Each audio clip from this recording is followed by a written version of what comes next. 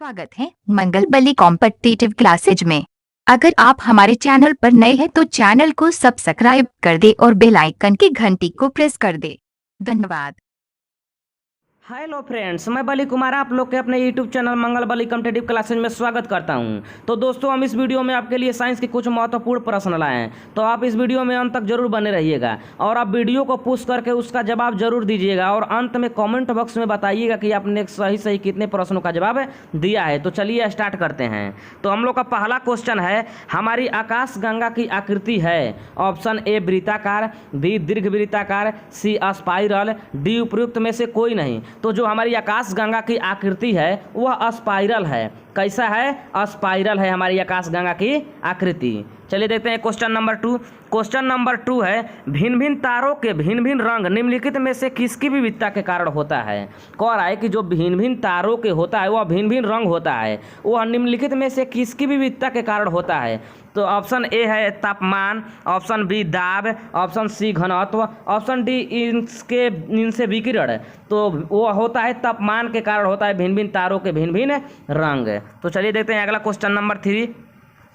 Battery के परिचालन का मूल सिद्धांत है। कह रहा है कि बैटरी के परिचालन का मूल सिद्धांत क्या है? तो बैटरी के परिचालन का मूल सिद्धांत है विद्युत अपघट्य। क्या है? विद्युत अपघट्य है बैटरी के परिचालन का मूल सिद्धांत। चलिए देखते हैं अगला क्वेश्चन नंबर 4।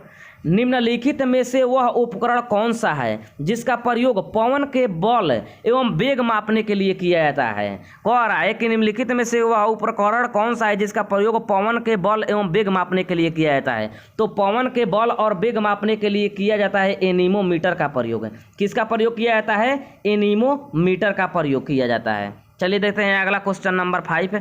क्वेश्चन नंबर 5 है, ऊनी कपड़े शरीर को गर्म रखते हैं क्योंकि? कह रहा है कि जो ऊनी कपड़ा होता है वह शरीर को गर्म रखता है। क्यों? क्योंकि वह उस जो ऊनी कपड़ा होता है वह कुचालक होता है, यानी ऊनी क्या होता है? कुचालक होता है, इसीलिए वह क्या करता है? शरीर को गर्म रखता है। चलिए देखते हैं अगला क्वेश्चन नंबर 6। अगला क्वेश्चन है, बॉल को लपकते यानी कैच करते समय एक क्रिकेट खिलाड़ी निम्नलिखित में से किसको कम करने के लिए अपना हाथ नीचे पर ले लेता है?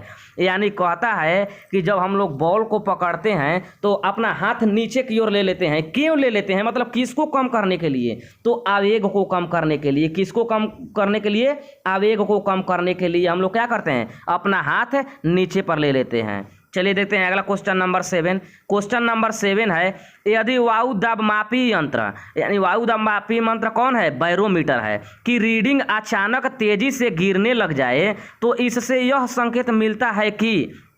कह रहा है कि यदि बैरोमीटर की रीडिंग अचानक से अगर नीचे गिरने लगे तो यह किसका संकेत देता है? तो वह अत्यधिक तूफानी होगा, यानी आंधी तूफान का क्या करता है? संकेत देता है। जब अचानक तेजी से गिरेगा तो अब अत्यधिक तूफानी। और यही पूछेगा कि जब धीरे धीरे नीचे गिरेगा तो क्या होगा? जब धीरे धीरे नीचे गिरेगा तो वर्षा होने की संभावना होती है। क्या होने की संभावना होती है? वर्षा होने की, जब धीरे धीरे नीचे गिरेगा तब। और यही पूछेगा कि जब धीरे धीरे ऊपर चढ़ेगा, तो जब ऊपर चढ़ने लगेगा बैरोमीटर का रीडिंग तो क्या होगा? तो जब ऊपर चढ़ने लगेगा तो मौसम साफ होने की संभावना होती है। क्या होता है? मौसम साफ होने की संभावना। चलिए देखते हैं अगला क्वेश्चन। अगला आप लोग का क्वेश्चन है, क्षुद्र ग्रह सूर्य के चारों ओर किन ग्रहों के बीच चक्कर लगाते हैं? कह रहा है कि जो क्षुद्र ग्रह है वह सूर्य के चारों ओर किन ग्रहों के चक्कर लगाते हैं? तो वह मंगल और बृहस्पति के चक्कर लगाते हैं। जो क्षुद्र ग्रह होते हैं वह मंगल और बृहस्पति के चक्कर लगाते हैं। अब यहीं पर पूछेगा कि ग्रहों की कुल संख्या कितनी है? तो ग्रहों की कुल संख्या 8 है। कितनी है? 8। पहले 9 थी, नेपच्यून को हटा दिया गया है, तो अब ग्रहों की संख्या कितनी हो गई है? 8 हो गई है। कौन कौन? तो बुध, शुक्र, पृथ्वी, मंगल, बृहस्पति, शनि, अरुण एवं वरुण। पूछेगा कि इसमें सबसे बड़ा ग्रह कौन है? तो बुध है। और सबसे छोटा कौन है?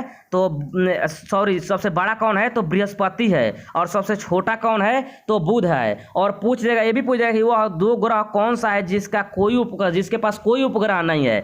तो वह बुध एवं शुक्र है, जिसके पास कोई भी उपग्रह नहीं है। चलिए देखते हैं अगला क्वेश्चन। अगला हम लोग का क्वेश्चन है क्वेश्चन नंबर 9। इलेक्ट्रॉन सूक्ष्मदर्शी का आविष्कार किसने किया था?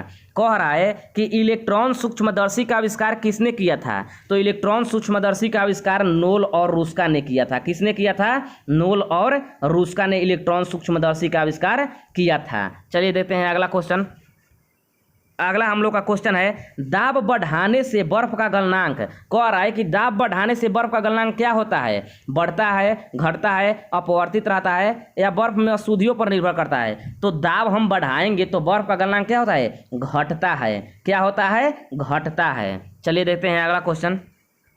अगला क्वेश्चन 11 है, तरंगदैर्ध्य तरंग किसमें से नहीं गुजर सकती है? कह रहा है कि जो अनुदैर्ध्य तरंग है वह किसमें से नहीं गुजर सकती है? ऑप्शन ए दिया है निर्वात, ठोस, द्रव, गैस। तो अनुदैर्ध्य तरंग जो है वह निर्वात से होकर नहीं गुजर सकती है। किससे होकर नहीं गुजर सकती है? निर्वात से होकर नहीं गुजर सकती है। चलिए देखते हैं अगला क्वेश्चन नंबर 12। आकाश नीला दिखाई देने का कारण क्या है? कह रहा है कि जो आकाश नीला दिखाई देता है उसका कारण क्या है? तो आकाश नीला दिखाई देने का कारण है प्रकाश का प्रकीर्णन। क्या कारण है आकाश नीला दिखाई देने का? तो प्रकाश का प्रकीर्णन। चलिए देखते हैं अगला क्वेश्चन नंबर 13 कह रहा है डायनेमो। डायनेमो है किस प्रकार की ऊर्जा को रूपांतरित करने का एक साधन है? कह रहा है डायनेमो किस प्रकार की ऊर्जा को रूपांतरित करने का एक साधन है? तो डायनेमो क्या करता है कि यांत्रिक ऊर्जा को क्या करता है? विद्युत ऊर्जा में बदलता है। डायनेमो क्या करता है? यांत्रिक ऊर्जा को विद्युत ऊर्जा में बदलता है। चलिए देखते हैं अगला क्वेश्चन नंबर 14। लैंप की बत्ती में तेल ऊपर चढ़ता है क्योंकि? कह रहा है कि लैंप की बत्ती में तेल ऊपर चढ़ता है क्यों? इसलिए चढ़ता है। किसके लिए मतलब क्यों चढ़ता है? तो कोशिकीय क्रिया परिघटना के कारण चढ़ता है। किसके कारण चढ़ता है? कोशिकीय क्रिया परिघटना के कारण, चाहे केशिकत्व के कारण क्या होता है? लैंप की बत्ती में तेल ऊपर चढ़ता है। चलिए देखते हैं अगला क्वेश्चन। क्वेश्चन नंबर 15 है, वायुमंडल में पराबैंगनी किरणों का अवशोषण कौन करता है? कह रहा है कि वायुमंडल में जो पराबैंगनी किरण होता है उसका अवशोषण कौन करता है? तो वायुमंडल में पराबैंगनी किरणों का अवशोषण ओजोन करता है। कौन करता है? ओजोन। चलिए देखते हैं अगला क्वेश्चन नंबर 16। क्वेश्चन नंबर 16 है कि जीवाणुओं को नष्ट करने के लिए निम्न में लिखित में से किस गैस का प्रयोग किया जाता है? कह रहा है कि जीवाणुओं को नष्ट करने के लिए निम्नलिखित में से किस गैस का प्रयोग किया जाता है? तो जीवाणुओं को नष्ट करने के लिए क्लोरीन का प्रयोग किया जाता है। किसका प्रयोग किया जाता है? क्लोरीन का प्रयोग किया जाता है। चलिए देखते हैं क्वेश्चन नंबर 17। कहाँ काम करने वाले व्यक्तियों को ब्लैक लंग रोग हो जाता है? कह रहा है कि कहाँ पर काम करने वाले व्यक्तियों को ब्लैक लंग रोग हो जाता है? तो कोयला के खान में। कोयला के खान में काम करने वाले व्यक्तियों को कौन सा रोग होता है? ब्लैक लंग रोग होता है कोयला के खान में काम करने वाले व्यक्तियों को। चलिए देखते हैं क्वेश्चन नंबर 18। क्वेश्चन नंबर 18 है, निम्नलिखित में से कौन सा पीड़कनाशी ओजोन का ह्रास करता है? कह रहा है कि निम्नलिखित में से कौन सा पीड़कनाशी ओजोन का ह्रास करता है? तो वह है मेथिल ब्रोमाइड। कौन है? मेथिल ब्रोमाइड, जो ओजोन का पीड़कनाशी है, जो ओजोन का ह्रास करता है। कौन? Methyl bromide. चलिए देखते हैं अगला क्वेश्चन नंबर 19।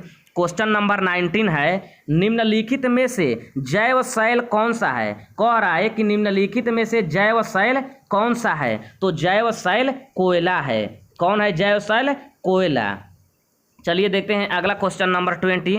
क्वेश्चन नंबर 20 है, गामा किरणों से क्या हो सकता है?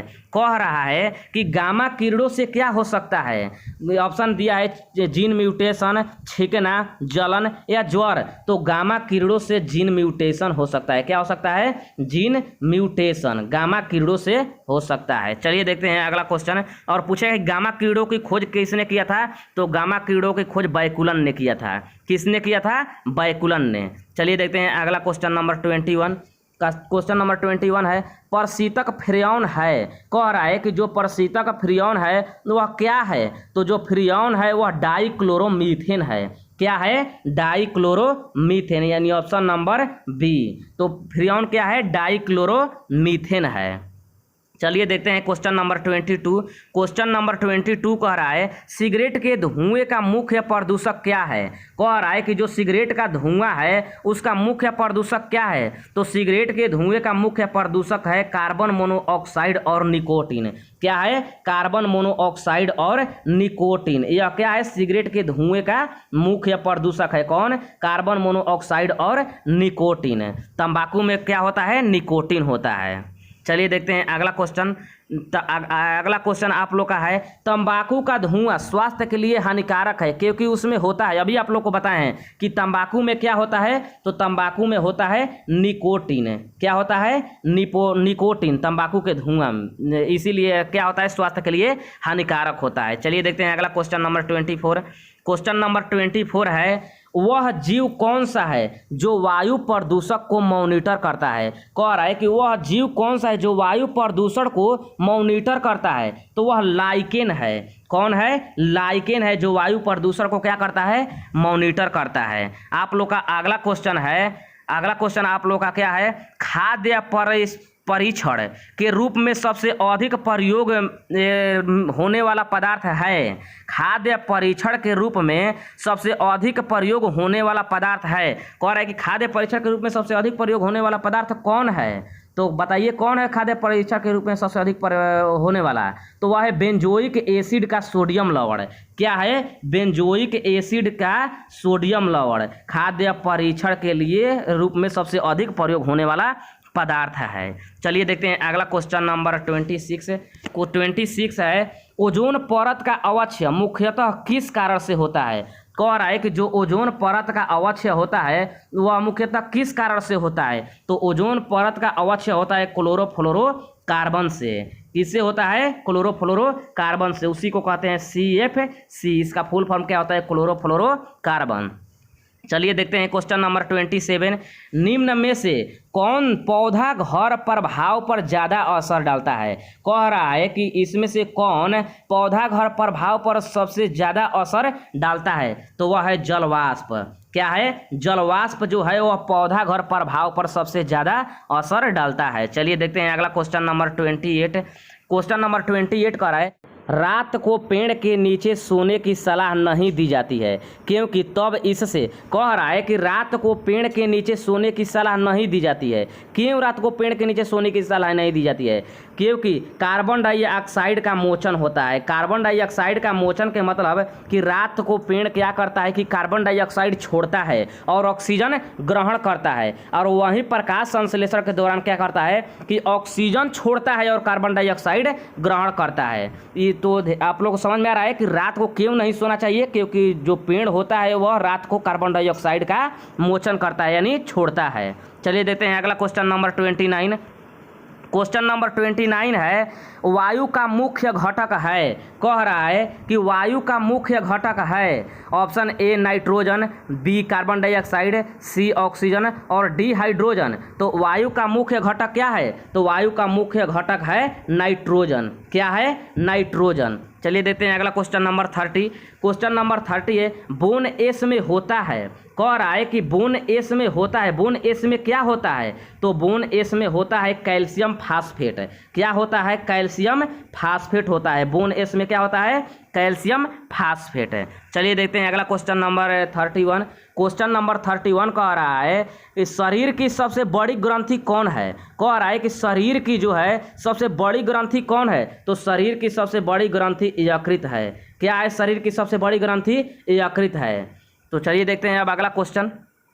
अगला आप लोग का क्वेश्चन है मनुष्य में मादा जनन अंग से किस हार्मोन का स्राव होता है। कह रहा है कि मनुष्य में मादा जनन अंग से किस हार्मोन का स्राव होता है। तो वह रिलैक्सिन है। रिलैक्सिन हार्मोन का स्राव होता है। चलिए देखते हैं अगला क्वेश्चन नंबर 33।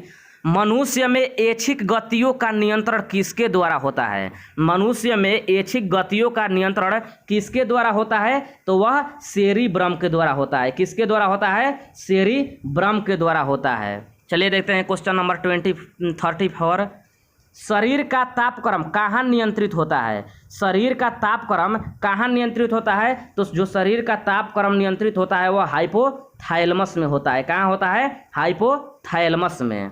चलिए देते हैं अगला क्वेश्चन नंबर 35 है। अमीबा में भोजन का अंतर्ग्रहण किसके द्वारा होता है? जो अमीबा में होता है वह भोजन का अंतर्ग्रहण किसके द्वारा होता है? तो वह कुटपाद के द्वारा होता है। किसके द्वारा होता है अमीबा में? कुटपाद के द्वारा। अमीबा कौन एक कोशिकीय जीव है? पूछेगा कि अमीबा कौन सा जीव है? तो अमीबा एक कोशिकीय जीव है। चलिए देखते हैं क्वेश्चन नंबर 36। क्वेश्चन नंबर 36 है, निम्न में से कौन सा एंजाइम लार में पाया जाता है? कह रहा है कि कौन सा जो एंजाइम है जो लार में पाया जाता है? तो लार में पाए जाने वाला एंजाइम है टाइलिन। कौन है? टाइलिन लार में पाए जाने वाला एंजाइम है। चलिए देते हैं 37 है, वह प्रक्रिया जिसके द्वारा मनुष्य श्वास ग्रहण करता है तथा छोड़ता है वह है। कह रहा है कि वह प्रक्रिया क्या है जिसके द्वारा मनुष्य श्वास ग्रहण करता है और छोड़ता है? तो वह है श्वासोच्छ्वास है। क्या कहलाता है? श्वासोच्छ्वास प्रक्रिया द्वारा क्या करता है? मनुष्य श्वास ग्रहण करता है तथा छोड़ता है। चलिए देखते हैं क्वेश्चन नंबर 38। ऊर्जा उत्पादन के लिए कोशिका प्रायः किसका उपयोग करता है? कह रहा है कि ऊर्जा उत्पादन के लिए कोशिका प्रायः किसका उपयोग करता है? तो वह ग्लूकोज का उपयोग करता है।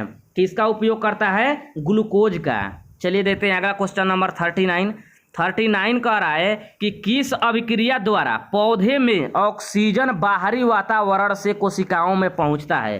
कह रहा है कि किस अभिक्रिया द्वारा पौधे में ऑक्सीजन बाहरी वातावरण से कोशिकाओं में पहुंचता है?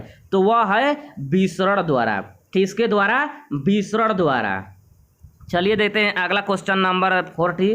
क्वेश्चन नंबर 40 है, श्वसन की अभिक्रिया में खाद्य पदार्थों की परिणति क्या होती है? कह रहा है श्वसन की अभिक्रिया में खाद्य पदार्थों की परिणति क्या होती है? तो वह होती है विघटन। क्या होता है? विघटन होता है। चलिए देखते हैं अगला क्वेश्चन नंबर 41। क्वेश्चन नंबर 41 है, खाद्य पदार्थों का पौधे में स्थानांतरण का मुख्य रूप कौन सा है? कह रहा है खाद्य पदार्थों का पौधे में स्थानांतरण का मुख्य रूप कौन सा है? तो सुक्रोज है। क्या है? सुक्रोज है। चलिए देखते हैं अगला क्वेश्चन नंबर 42। क्वेश्चन नंबर 42 है, मनुष्य के मस्तिष्क की सबसे बाहरी झिल्ली है। कह रहा है कि मनुष्य की मस्तिष्क की सबसे बाहरी झिल्ली क्या है? तो वह है ड्यूरामीटर। क्या है? बाहरी झिल्ली मनुष्य के मस्तिष्क का ड्यूरामीटर है। मनुष्य की मस्तिष्क का सबसे बाहरी झिल्ली। चलिए देखते हैं क्वेश्चन नंबर 43।